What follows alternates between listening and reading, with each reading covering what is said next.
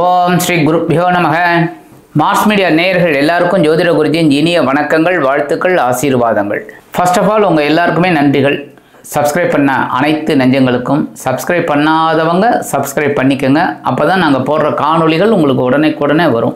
அடுத்தபடியாக ஜாதகம் நிறைய பேர் பார்க்கணுன்னு வரீங்க. அந்த நம்பர் கொடுத்துருக்காங்க, அந்த நம்பரில் வாட்ஸ்அப்பில் வாங்க.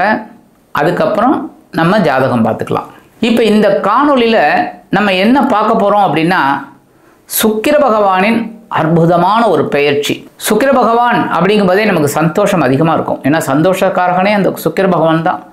சுக்கிரம் அப்படின்னாலே, சுக்கிலம் அப்படின்னாலே வெள்ளை, எல்லாமே சந்தோஷம்.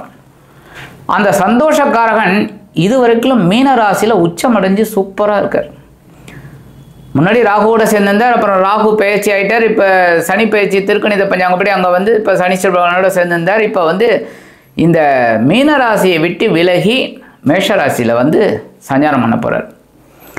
இந்த களத்திரக்காரகன் சுக்கிர பகவான் 31/5/2025 முதல் 29/6/2025 வரைக்கும் கிட்டத்தட்ட 30 நாட்கள் மேஷ ராசியில் செவ்வாயோட வீட்டில் பயணம் பண்ண போகிறார். இந்த சுக்கிர பகவான் யார் அப்படின்னு பார்த்தீங்கன்னா, ரிஷப ராசிக்கும் துலாம் ராசிக்கும் அதிபதி. பரணி, பூரம், பூராடம் இந்த 3 நட்சத்திரத்துக்கு அதிபதி இந்த சுக்கிர பகவான். அந்த வகையில் இந்த சுக்கிர பகவான் 31/5/2025 முதல் 13/6/2025 வரைக்கும் கேதுவின் அஸ்வினி நட்சத்திரத்தில் பிரயாணம் பண்ணுறார். 14/6/2025 முதல் 25/6/2025 வரைக்கும் அவரோட சொந்த நட்சத்திரம், அவரோட நட்சத்திரங்கிறது அந்த நட்சத்திரத்தில் பரணி நட்சத்திரத்தில் பிரயாணம் பண்ணுறார். 26/6/2025 முதல் 29/6/2025 வரைக்கும் சூரிய பகவானின் கிருத்திகை நட்சத்திர காலில் சஞ்சாரம் பண்ணுறார். இந்த 30 நாட்கள் மேஷ ராசியில் அற்புதமாக சஞ்சாரம் பண்ணி ஒவ்வொரு ராசிக்கும் என்னென்ன பலாபலன்களை கொடுக்க போகிறார் அப்படிங்கிறத பற்றி நம்ம இப்போ தெளிவாக பார்ப்போம். இப்போ இந்த பதிவுக்கு போகலாமா? எனதருமை துலாம் ராசி அன்பர்களே, இந்த அருமையான பதிவில் நம்ம என்ன பார்க்க போகிறோம் அப்படின்னா, சுக்கிர பகவானின் அற்புதமான ஒரு பயிற்சி. இந்த சுக்கிர பகவான் உங்களுக்கு நிஜமாவே அற்புதம். ஏன்னா உங்களோட ராசிநாதன். அதே சமயம் இன்னொரு ஆதிபத்தியம் என்ன? அஷ்டமாதிபதி, 1-8 கூட அதிபதி. ராசிநாதன் அப்படிங்கும்போதே இந்த துலாம் ராசி அன்பர்களுக்கு எவ்வளோ கடன் வாங்கினாலும் அட போட, அதான் லட்டு சாப்பிட்ற மாதிரி. எவ்வளவு ரிஸ்க் எடுத்தாலும் பரவாயில்ல, அது ரஸ்க் சாப்பிட்ற மாதிரி.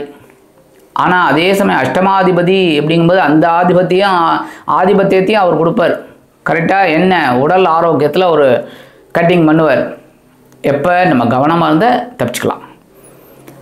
ஒவ்வொரு விஷயத்துலையும் சில மறைவான வேலைகள்லாம் நடக்கும்.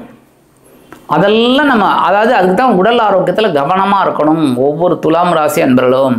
ஏன்னா ஏதாவது ஒரு வகையில் ஒரு மருத்துவ செலவுகள் வரலாம். அதனால தான். ஏன்னா ராசிநாதன் அஷ்டமாதிபதி.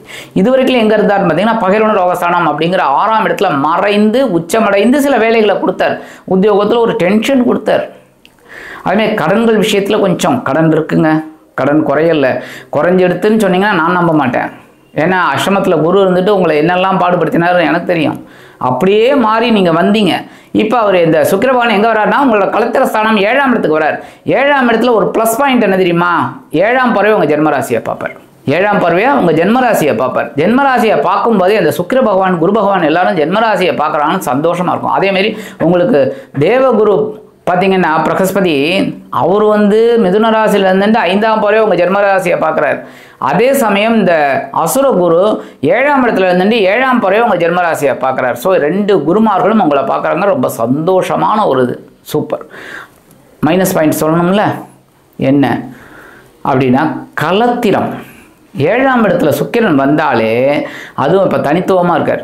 என்ன 7ஆம் இடத்துல சுக்கிர பகவான் வந்தாலே என்ன பிரச்சனைன்னா, வாழ்க்கை துணை கொஞ்சம் முரண்டு பிடிப்பாங்க. அவங்கள அனுசரித்து போகணும். புரியுதா? அடுத்தது நண்பர்கள் கொஞ்சம் டப்புன்னு பேசுகிறதுக்கு வாய்ப்பு இருக்குது. அப்படியே அவங்கள தட்டி கொடுத்து ஆடியே போயிடுங்க. தொழில் வியாபாரம் கூட்டாளிகள்லாம் பிரச்சனை பண்ணுவாங்க லைட்டாக. அவங்களெல்லாம் அந்த துலாம் ராசி நண்பர்களுக்கு அதெல்லாம் சொல்லிக் கொடுக்க வேண்டிய அவசியமே இல்லை. அந்த கவர்ச்சிகரமாக பேசுகிறதுல ரிஷபராசி நண்பர்களும் துலாம் ராசி நண்பர்களும் கெட்டிக்காரர்கள். அப்படியே கவர்ச்சியாக பேசி அவங்கள அப்படியே கவுத்துருவீங்க. அப்போ பிரச்சனை இல்லை. அப்போ நம்ம அப்படியே அனுசரித்து போனோம்னாலே எல்லா பிரச்சனைகளுக்கும் விடிவு கிடைக்குங்க. அதை நீங்கள் சூப்பராக செய்வீங்க. அந்த வகையில் களத்திரஸ்தானத்துக்கு வரக்கூடிய சுக்கிர பகவான் சில பிரச்சனைகளை கொடுக்கலாம் அப்படிங்கிறத நம்ம கவனமாக இருக்கணும்.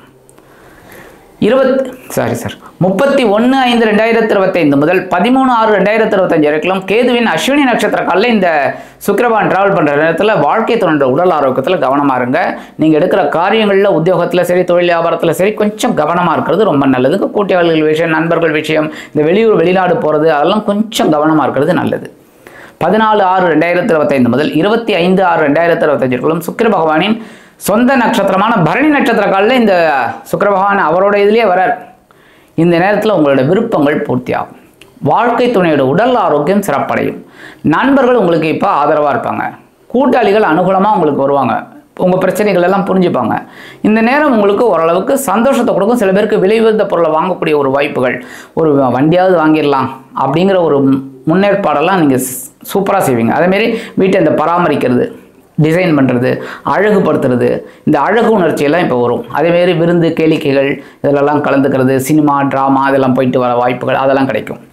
26/6/2025 முதல் 29/6/2025 வரைக்கும் லாபாதிபதி சூரிய பகவானின் நட்சத்திரமான கிருத்திகை நட்சத்திர காலில் வரும்போது உங்களுக்கு சில நன்மைகளை நீங்கள் எதிர்பார்க்கலாம். உத்தியோகத்தில் ஏதாவது உயர்வு வரணும்னா வரத்துக்கு வாய்ப்பு இருக்குது. அதுமாதிரி தொழில் வியாபாரம் ஓரளவுக்கு லாபம் கிடைக்கும். ஏன்னா லாபாதிபதி ஸோ லாபத்தை கொடுப்பார். குடும்பத்தில் கொஞ்சம் குழப்பங்கள்லாம் குறையும். எல்லா விஷயத்துலையும் ஒரு முன்னேற்றமான பலன்களை நீங்கள் கண்டிப்பாக எதிர்பார்க்கலாம். சரி, பரிகாரமாக என்ன பண்ணினா விசேஷம்? கண்டிப்பாக துலாம் ராசிக்கு ராசிநாதன் சுக்கிர பகவான் தான். சுக்கிர பகவானுக்கு தேவதை மகாலட்சுமி தாயாரை தான் வழிபாடணும். ஓம் ஸ்ரீ மகாலட்சுமி நமக. ஹிமகுந்த மிருணாலாபம் தைத்தியானம் பரமம் குரும் சர்வசாஸ்திர பிரபக்தரம் பார்கவம் பிரணமாமியகம். இந்த ஸ்லோகத்தை சொல்லுங்கள். அற்புதமான ஒரு ஸ்லோகம். அப்படியே உங்களுக்கு அந்த சுக்கிர பகவான் நேரே வந்துடுவார். அந்த அளவுக்கு ஒரு நல்ல ஸ்லோகம். இந்த சின்ன பரிகாரம் நீங்கள் பண்ணாலே உங்கள் ராசிநாதனும் அஷ்டமாதிபதியுமான சுக்கிர பகவான் களத்திரஸ்தானத்தில் அமர்ந்து கொண்டு சில அற்புதமான பலன்களை கண்டிப்பாக கொடுப்பார் என்று கூறி விடைபெறுகிறேன். நன்றி, வணக்கம். மீண்டும் ஒரு அருமையான பதிவில் நான் உங்களை மனமகிழ்ச்சியோடு சந்திக்கிறேன். வாழ்த்துக்கள். வாழ்க வளமுடன். இந்த சேனல் உங்களுக்கு பிடிச்சிருந்தா மறக்காம சப்ஸ்கிரைப் பண்ணுங்க, ஷேர் பண்ணுங்க, லைக் பண்ணுங்க, கமெண்ட் பண்ணுங்க.